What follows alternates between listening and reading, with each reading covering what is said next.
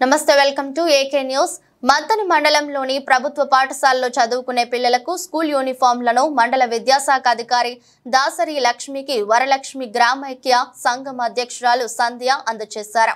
మండలంలోని గుంజపాడు గ్రామానికి చెందిన వరలక్ష్మి గ్రామైక్య సంఘం అధ్యక్షురాలు సంధ్య ఆధ్వర్యంలో ఆ గ్రామ సంఘ సభ్యులు ఒక స్టిచ్చింగ్ సెంటర్ ఏర్పాటు చేసుకుని మండలంలోని ప్రభుత్వ పాఠశాలలో చదివే పిల్లలందరికీ 1319 స్కూల్ యూనిఫామ్ కుట్టి మండల విద్యాశాఖ అధికారికి ఇవ్వడం జరిగిందని ఏపీఓ పద్మ తెలిపారు। ప్రభుత్వ పాఠశాల చదివే పిల్లలకు స్కూల్ యూనిఫామ్ స్థానికంగా కుట్టడం ద్వారా మహిళలకు కూడా ఉపాధి లభిస్తుందని ఈ అవకాశాన్ని సంఘంలోని సభ్యులందరూ వినియోగించుకోవాలని ఆమె కోరారు।